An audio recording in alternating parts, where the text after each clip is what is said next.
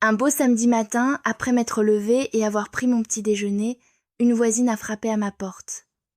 J'ai ouvert, nous avons échangé des salutations et bavardé quelques instants.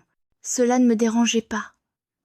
Je savais que Sylvia finirait par arriver au but de sa visite.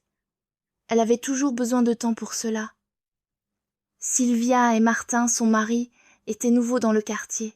Ils étaient plutôt sympathiques, et Sylvia s'était révélée être une petite séductrice, mais toujours très polie dans son flirt, ne dépassant jamais les bornes et n'embarrassant personne.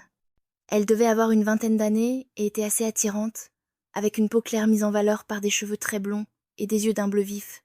Elle était également, disons, généreusement dotée au niveau de la poitrine, sans être excessivement pour autant. À un moment donné, j'ai compris que Martin n'était pas là.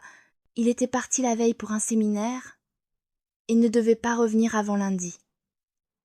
Alors, je me demandais si vous pourriez m'aider, a conclu Sylvia. Peut-être ai-je admis, mais je serais plus à même de vous le dire si vous me révélez de quoi il s'agit. Ne vous l'ai-je pas dit? A-t-elle demandé en riant. C'est à cause de ce satané robinet dans la cuisine. Il n'arrête pas de goutter, et ça me rend folle.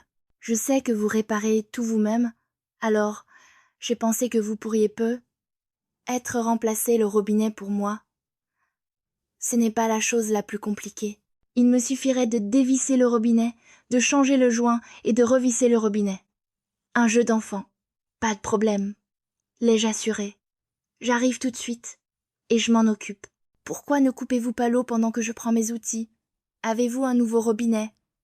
Sinon, j'ai quelques pièces de rechange. Oh oui, j'ai des pièces de rechange, a-t-elle dit. Martin en a acheté, mais n'a pas eu le temps de le changer. S'il avait été là, il l'aurait fait hier soir juste pour pouvoir dormir. Elle est allée couper l'eau en courant, et je l'ai suivie peu après avec ta outil portable. La première chose que j'ai faite en arrivant était d'ouvrir le robinet pour m'assurer qu'elle avait bien coupé l'eau. J'ai démonté le robinet, jeté le joint en miettes, inséré un nouveau joint et remonté le robinet. En 2 minutes, le travail était fait, et Martin était bien paresseux s'il n'avait pas trouvé 2 minutes pour ça. Sylvia s'est précipitée pour remettre l'eau, et j'ai ouvert le robinet. L'eau coulait. J'ai refermé le robinet, et l'eau s'est arrêtée sans une seule goutte. Le problème est réglé, a-t-elle insisté. Elle a insisté pour que je m'asseye pendant qu'elle préparait du café, ce que j'ai accepté. Parler à une jolie femme ne me dérangeait pas, surtout que je n'avais rien de plus important à faire. Elle s'est mise à préparer le café, puis a pris quelques tasses. C'est là que ça a commencé à devenir intéressant. Sylvia a ouvert le placard du haut, et il s'est avéré que les tasses dont elle avait besoin étaient tout en haut. Elle s'est mise sur la pointe des pieds pour les atteindre, et sa robe s'est soulevée tandis qu'elle s'étirait. Je me suis levée et me suis approchée d'elle silencieusement par derrière. À présent, les tasses étaient sur la table, mais ses joues étaient légèrement rouges et sa respiration un peu plus forte. Ma main a glissé sur ses fesses, d'abord vers le bas, puis vers le haut, mais sous sa robe. En remontant, j'ai caressé son corps lisse. Elle a haleté. « Que croyez-vous faire » a-t-elle demandé, essayant de paraître choquée. Mais sa voix était seulement un peu haletante et agitée. Il m'est venu à l'esprit qu'il y avait une autre petite tâche de routine que Martin n'avait pas accomplie, alors j'ai pensé que, puisque j'étais là, autant la faire aussi. « Mais vous n'avez pas le droit » a-t-elle haleté. « Je n'ai pas dit que vous pouviez. » J'ai ignoré sa remarque. Elle n'a pas dit que je ne devais pas, et sa résistance était purement verbale. Son corps se pressait contre mes bras, tout comme mes mains se pressaient contre le sien. Oh mon Dieu, vous allez vraiment faire ça. C'est tellement gênant. Je n'aurais jamais pensé que vous feriez une chose pareille. Gênant, me suis-je demandé, un mot curieusement choisi. Cependant, cela ne m'inquiétait pas. En la touchant alors qu'elle était habillée, elle pouvait prétendre qu'elle n'avait pas pu m'arrêter, et que ce n'était pas sa faute. Nous ne devrions pas. Nous ne devrions vraiment pas. Ne devrions pas quoi? Ai-je demandé. Elle a émis un son ressemblant à wow, en étirant le mot, alors qu'elle pressait fermement son dos contre moi. Je peux vous dire qu'elle était magnifique, et nous avons passé un excellent moment. Enfin, je sais que j'ai apprécié. C'était génial. Je lui ai donné tout ce que j'avais, comme si j'avais le choix. Je me suis détendue tandis qu'elle s'appuyait contre le comptoir pendant quelques instants. Je me demandais comment elle allait réagir maintenant et comment j'allais faire pour enlever sa robe. Cela n'était pas censé arriver. Elle s'est redressée d'un coup et s'est tournée vers moi. « Je n'arrive pas à croire que vous m'ayez fait ça, » a-t-elle dit sans ciller, comme si elle était une spectatrice inconsciente. « Sortez d'ici, » a-t-elle dit, et ne me parlez plus jamais. Elle était occupée à me faire sortir de la cuisine. Alors j'ai pris ma boîte à outils et je suis partie.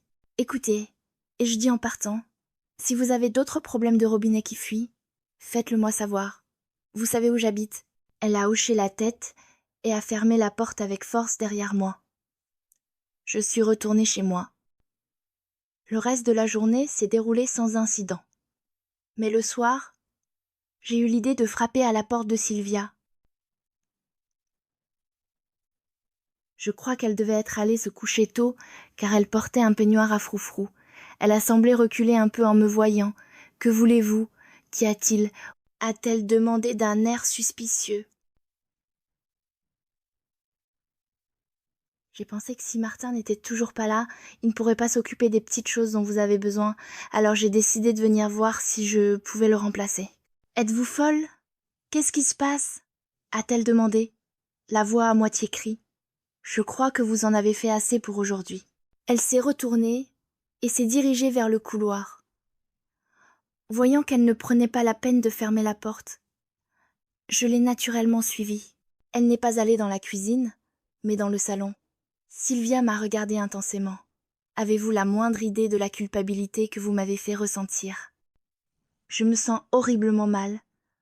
J'ai l'impression de ne pas tenir compte des sentiments de mon mari, et c'est de votre faute.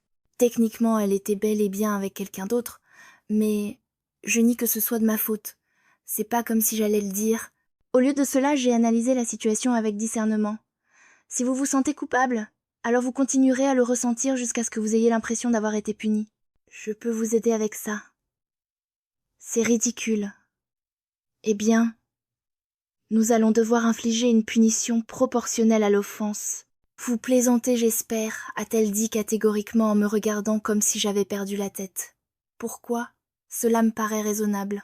Ce sera une leçon utile qui vous fera vous repentir et vous satisfera d'avoir reçu la punition appropriée à votre délit. Elle s'est contentée de me regarder sans savoir quoi dire. Voyant qu'elle ne disait rien, et surtout pas quelque chose comme « Non, je ne le ferai pas », je suis allée m'asseoir sur le canapé. « Allez », ai-je dit en tapotant mon genou. Vous savez comment on dit ? Plus tôt on commence, plus tôt c'est fini.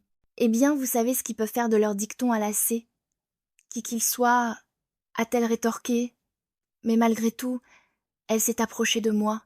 J'ai tendu la main, attrapé la sienne, et l'ai lentement attirée vers moi. Je n'ai utilisé aucune force réelle.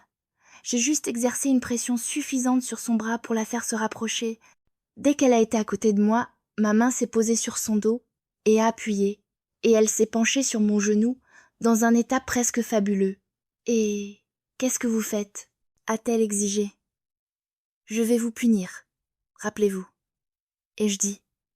J'ai levé la main et l'ai rapidement abaissée, et Sylvia a poussé un cri de plaisir. « Qu'est-ce que vous faites ?» a-t-elle demandé. « Cela devrait suffire, » ai-je fini par dire. « Je vais juste vous donner une petite touche finale ici. » Alors qu'elle se remettait d'un orgasme inattendu, je l'ai allongée sur le sol. Il s'est avéré que sa robe était uniquement fermée par une ceinture, et elle l'a très vite dénouée. Quand j'ai ouvert la robe en grand, « Qu'est-ce que vous faites ? Qu'est-ce qui se passe ? Qu'est-ce qui se passe ?» a-t-elle demandé en tripotant les bords de sa robe, mais sans résultat puisque je la maintenais ouverte. « Vous souvenez-vous de ce que j'ai dit ?» ai-je demandé, et elle a rougi et a hoché la tête.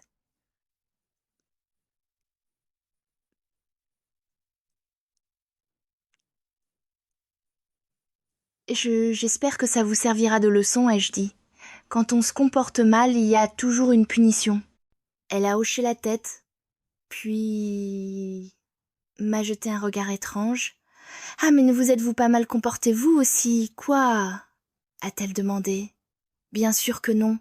Je ne suis pas mariée, ai-je dit. J'ai le droit de faire ce genre de choses. De toute façon, ce soir, je n'ai fait que modifier vos vœux, ce qui, à mon avis, était nécessaire pour vous. Une bonne action de ma part. Elle n'a rien répondu. Elle m'a juste lancé un dernier regard, puis m'a mis à la porte.